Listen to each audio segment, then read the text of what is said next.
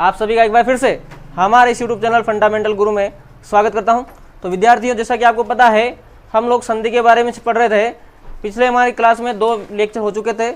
आज अपना तीसरा लेक्चर जिसमें अपन यन संधि के बारे में पढ़ने वाले हैं। उससे पहले बता दूं कि जिस भी विद्यार्थी ने हमारे इस चैनल को सब्सक्राइब नहीं किया है या हमारे इस चैनल पर नए हैं तो प्लीज़ इस चैनल को सब्सक्राइब कर दें और बेल आइकन को प्रेस कर दें, ताकि आने वाले जो हमारे लेटेस्ट वीडियो होंगे उसके नोटिफिकेशन सबसे पहले आप तक पहुंचेंगे। और प्लीज़ वीडियो को लाइक एंड शेयर जरूर कीजिएगा। तो चलिए बिना देरी करते हुए वीडियो की शुरुआत करते हैं। आज हम देखने जा रहे हैं यण संधि के बारे में। तो यण संधि का अपन को देखना है पहला टाइप कि फर्स्ट टाइप में क्या होता है। तो देखिए यण संधि में जब पहला जो पद होगा उसका अंतिम वर्ण या तो ई हो या दीर्घ ई हो, ई या दीर्घ ई हो, और बाद में कोई असमान स्वर आ जाए, बाद में क्या आ जाए, असमान स्वर आ जाए, तो यहाँ पर ई जो ई या जो दीर्घ ई है इसकी जगह हो जाएगा ये, इसकी जगह क्या हो जाएगा हमारे पास में, ये हो जाएगा। वापिस से देख लीजिए कि प्रथम पद के अंतिम वर्ण में या तो ऋस्व ई हो या दीर्घ ई हो, और उसके बाद में क्या आ जाता है, असमान स्वर। असमान का मतलब होता है कि ई और दीर्घ ई नहीं आना चाहिए, इसके अलावा कुछ भी आ सकता है, इसके अलावा कुछ भी आ सकता है तो कोई दिक्कत नहीं है, उसको बोला जाता है असमान स्वर। तो ई और दीर्घ ई की जगह बन जाता है आपका ये। अब इसको अपन एग्जाम्पल के माध्यम से समझते हैं। देख लीजिए एग्जाम्पल अपना आ रहा पहला, जैसे आ रहा है प्रति प्लस 1। एग्जाम्पल है प्रति प्लस 1। तो आगे जो प्र है वो तो वैसा का वैसा ही रहने वाला है, परंतु इस ती के अंदर ये आधा तय निकला और छोटा ई की मात्रा है, इसका मतलब ये छोटा ई निकल के आया। ये हो गया प्रति प्लस ये हो गया 1। अब देखो यहाँ पर ई है और ये है असमान स्वर है, क्योंकि ई नहीं आ रहा, ई आ रहा ए। तो इस ई का क्या बन जाता है, यहाँ पर यह बन जाता है, यज्ञ वाला बन जाता है आधा। ठीक है, तो अब देखिए क्या होने वाला है, प्र फिर आधा तय फिर आधा ये फिर साथ में 1। अब जब इसको अपने एक साथ जोड़ेंगे तो प्र तो ऐसा कैसा, इस ये में ए मिलेगा तो पूरा ये बन जाएगा और ए की मात्रा लग जाएगी, और आधा तय ऐसा कैसा, तो ये बन जाएगा प्रत्येक। क्या बन गया यहाँ पर, प्रत्येक। वापिस से देख लीजिए प्रति प्लस 1। जब अपन ने प्रति के टुकड़े किए तो प्र तो वैसा का वैसा। अब ती का जब अपन टुकड़े करेंगे तो आधा तय और साथ में हो जाएगा छोटा ई, ऋस्व ई प्लस 1। अब अपने को दिख रहा है ई के जस्ट बाद में असमान स्वर आ रहा है, इसका मतलब इस ई का क्या बन जाएगा, ये बन जाएगा। तो ये बन गया, तो ऐसा लिख दिया अपन ने प्र आधा तय आधा ये और साथ में 1। जब इसको मिला के लिखेंगे तो बन जाएगा प्रत्येक। यहां तक किसी को दिक्कत नहीं होना चाहिए, समझ में आ गया होगा। एग्जाम्पल देख ली दूसरा, अपने पास में अति प्लस अंत है, अति प्लस अंत है। अब देखना तो ऐसा का ऐसा, ये आधा तय और ये ऋस्व ई हो गया, ऋस्व मतलब छोटा ए प्लस अंत, ऐसा कैसा। अब अपन ने देखा है ई के जस्ट बाद में असमान स्वर आ रहा है, इसका मतलब इस ई का क्या बन जाएगा, ये बन जाएगा यज्ञ वाला। अब देखिए आधा तय आधा ये और अंत, जब इसको अपन मिला के लिखेंगे तो बन जाएगा ये आधा तय तो आधा ही रहेगा, और ये में जब मिल जाएगा तो पूरा ये बन जाएगा, ये पूरा बन गया, और आधा तय और ये अंत, क्योंकि ये के ऊपर लग रहा है तो ये जो अनुस्वार है वो किसके ऊपर आ जाएगा, ये के ऊपर आ जाएगा, तो बन जाएगा आपका अत्यंत। यहां तक किसी को दिक्कत नहीं होना चाहिए, समझ में आ गया होगा। और एग्जाम्पल से अपन इसको क्लियर करते हैं। एग्जाम्पल अपन देखते हैं तीसरा एग्जाम्पल। अब इसमें देखना आपके सामने एग्जाम्पल है अति प्लस आचार, अति प्लस आचार। तो अति के वापिस अपन टुकड़े करेंगे तो ये आधा तय और ये ऋस्व ई प्लस आचार। तो यहाँ पे अपनों को दिख रहा है ई के जस्ट बाद में असमान स्वर आ रहा है, अर्थात इस ई का बन जाएगा आपके पास में ये, तो बनेगा अ त ये आचार। अब जब इसको अपन अच्छे से मिला के लिखेंगे तो ऐसा कैसा, इस ये में आ मिलेगा तो बन जाएगा या, और साथ में आधात है तो अत्या, और साथ में हो जाएगा चार, ऐसा कैसा, तो बन जाएगा अत्याचार। और एग्जाम्पल देखिए, एग्जाम्पल नंबर 4, अति प्लस अधिक, अति प्लस अधिक, अति के वापिस है अ त ऋस्व ई प्लस अधिक। अब इस ऋस्व ई के जस्ट बाद में अपने को असमान स्वर दिख रहा है, अ दिख रहा है, असमान स्वर है, तो इस ई का बन जाएगा ये, तो अ त ये अधिक। अब देखिए जब अपन इसको जोड़ेंगे तो त तो आधा का आधा रहने वाला है, परंतु ये में जब अ जुड़ेगा, स्वर जुड़ेगा, तो ये बन जाएगा पूरा का पूरा, तो ये बन के आ जाएगा आपके सामने अत्य और धिक, तो ऐसा कैसा, तो ये बन गया आपके सामने अत्यधिक। उसके बाद में अपन देखते हैं अगला एग्जाम्पल, यहां देख लेंगे एग्जाम्पल नंबर 5, अति प्लस धीन, अधीन, सॉरी अधि प्लस अधीन। ये थोड़ा हटके एग्जाम्पल है, बहुत अच्छा एग्जाम्पल आ रहा है, अधि प्लस अधीन। अब इसमें देखना अ तो ऐसा कैसा, ये आधा ध हो गया, ये ऋस्व ई हो गया, और प्लस अधीन। तो वापिस से यहां पर असमान स्वर दिख रहा है, तो इस ई का बन जाएगा ये, तो बनेगा देखिए अ आधा ध आधा ये और अधीन, और जब ये अ इस ये में जुड़ेगा तो ये पूरा बन जाएगा, तो बनेगा इसका अध्यधीन। क्या बन गया आपके सामने, ये अध्यधीन बन गया। उसके बाद में अगला एग्जाम्पल आ रहा अपना अधि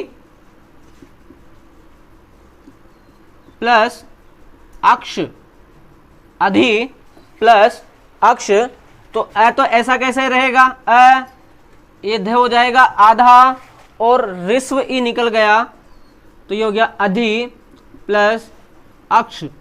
फिर से देख लीजिए, यहां पर फिर से असमान स्वर दिख रहा है, इसका मतलब इस ई का बन जाएगा ये, तो अ आधा ध आधा ये और अक्ष।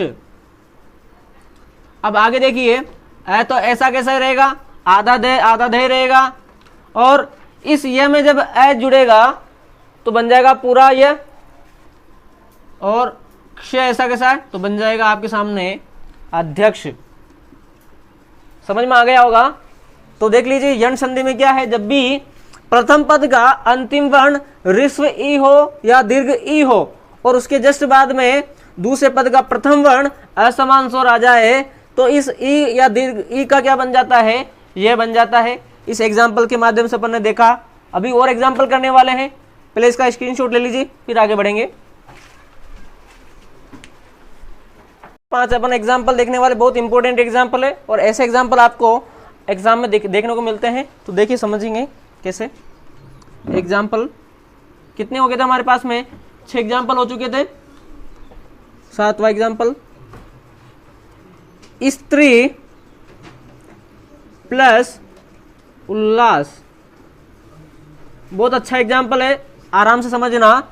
तो देखिए हम स्त्री के क्या करते हैं, थोड़े से टुकड़े करते हैं, आधा से आधा त्रय और ये दीर्घ ई बन गया स्त्री प्लस उल्लास। अब देखिए दीर्घ ई के बाद में जस्ट असमान स्वर आ रहा है, तो इस ई का बन जाएगा ये, तो आधा से आधा त्रय आधा ये और उल्लास। जब इसको मिला के लिखेंगे हम लोग, तो आधा से आधा त्रय इस ये में जब ऊ मिलेगा तो बन जाएगा यू और लास, तो बन गया स्त्रियुल्लास। यहां बन गया स्त्रियुल्लास। बहुत अच्छा एग्जाम्पल है। एग्जाम्पल नंबर 8 देखिए, 8वां, स्त्री प्लस आगमन, स्त्री प्लस आगमन। तो देखिए स्त्री का अपन और विच्छेद करते हैं, आधा से आधात्रय दीर्घ ई प्लस आगमन। अब इस ई का बन जाएगा यहां पर यह, तो आधा से आधात्रय आधा ये और आगमन। तो देखिए आधा से आधात्रय, इस ये में जब आ मिलेगा तो बन जाएगा या गमन, स्त्रियागमन बन गया आपके स्त्रियागमन। अगला एग्जाम्पल देखिए, एग्जाम्पल नंबर 9, नारी प्लस उपासना, नारी प्लस उपासना। तो ना तो ऐसा कैसे रहेगा, ये आधार है, ये दीर्घ ई प्लस उपासना। तो देखिए ना ऐसा कैसा, रे ऐसा कैसा, इस ई का बन जाएगा ये उपासना।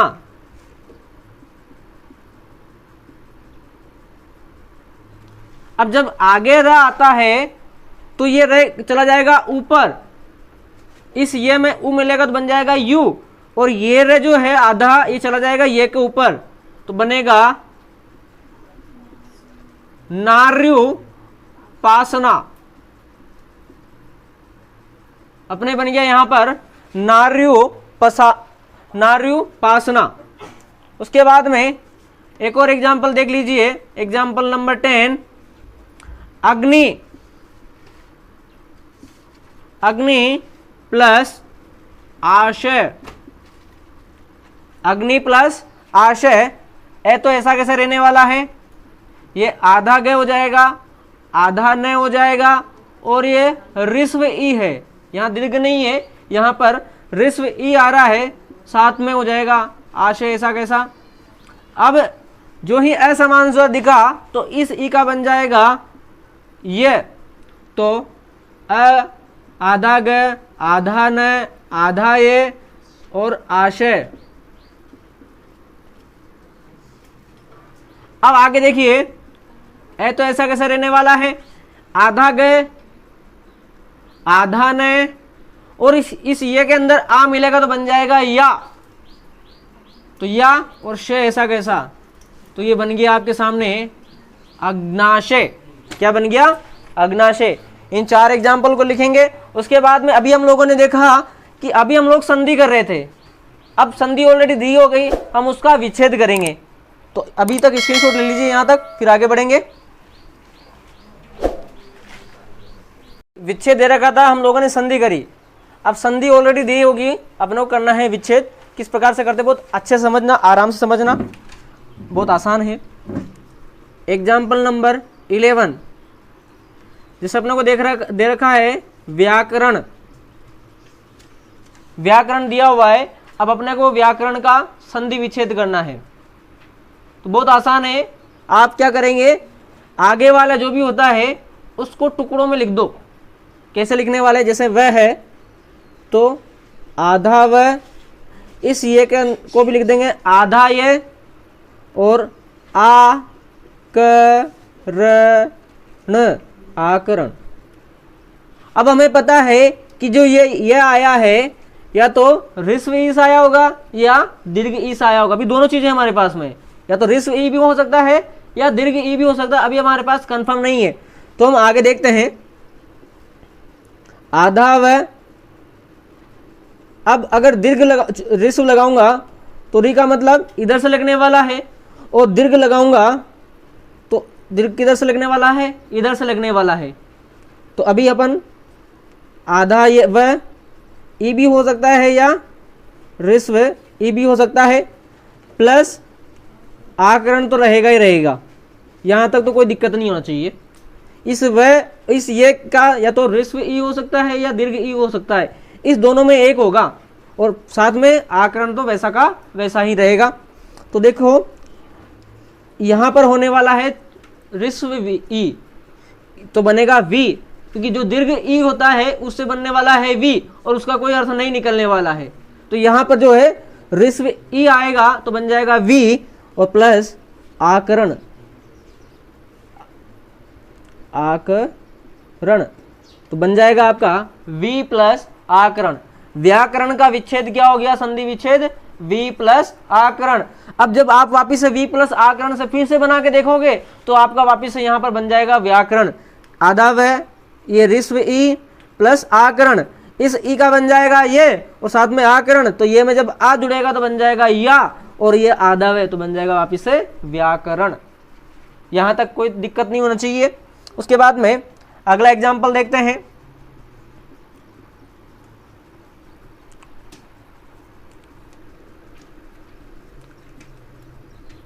त्रयंबक, त्रयंबक इसका अपन करेंगे विच्छेद। तो देखिए ये जो त्रय है वो हो जाएगा आधा, ये को भी कर देंगे अपन आधा, और जब ये के अंदर अगर आ लगा होता या होता तो आ होता है, परंतु यही अकेला ही है तो ये हो जाएगा अ और बक, और जो ये अनुस्वार है वो लगना वाला है अ के ऊपर, तो ये हो गया त्रयंबक।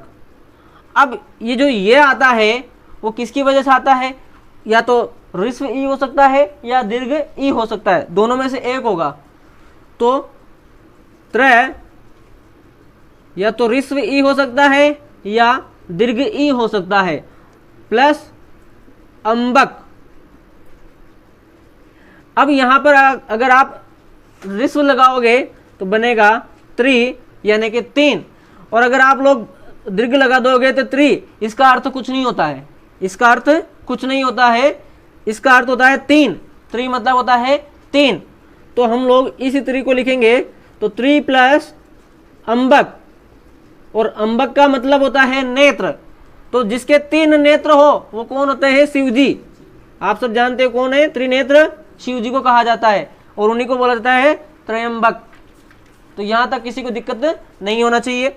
उसके बाद में एग्जाम्पल नंबर 13, अगर दिक्कत आती है तो मुझे कमेंट में बता दीजिए कि कहाँ दिक्कत आ रही है। उसके बाद में अगला एग्जाम्पल कर लेते हैं हम लोग प्रत्यपकार। प्रत्यपकार इसको अपन करते हैं। देखिए प्र तो ऐसा कैसा रहने वाला है, ये आधा तय, ये आधा ये, और अपकार। अब देखिए यहां पर हम क्या करने वाले हैं, प्र तो ऐसा कैसे रहेगा, ये आधा तय, इस ये के लिए या तो ऋस्व ई हो सकता है या दीर्घ ई हो सकता है, दोनों ही हो सकते हैं, या तो ऋस्व हो सकता है या फिर दीर्घ हो सकता है, और प्लस अपकार। तो देखिए अगर दीर्घ लगाओगे ये प्रति, और इस प्रति का मतलब कुछ नहीं होता है, परंतु जब आप ऋस्व लगाओगे तो ये हो गया प्रति, तो ये सही है, प्रति प्लस अपकार, तो बन गया प्रत्यपकार। 2 एग्जाम्पल और देखते हैं अच्छे से समझने के लिए। एग्जाम्पल नंबर 14, अगला है अभ्यर्थना। एग्जाम्पल अपना अभ्यर्थना। तो देखिए इसका तो ऐसा कैसा रह जाएगा, आधा भय, आधा ये, और अर्थना। अब देखना इस ये की जगह में या तो ऋस्व ई लिखूंगा या दीर्घ ई लिखने वाला हूं, तो ये आधा भय, और या तो ऋस्व आ सकता है या दीर्घ आ सकता है, और अर्थना तो ऐसा कैसा ही रहेगा। अब दीर्घ बनाओगे तो सही नहीं रहेगा, तो यहाँ बनने वाला है छोटा ऋस्व, तो अभी बन जाएगा प्लस अर्थना, अभी प्लस अर्थना। और एक और एग्जाम्पल देख लीजिए, लास्ट एग्जाम्पल इसका, एग्जाम्पल नंबर 15।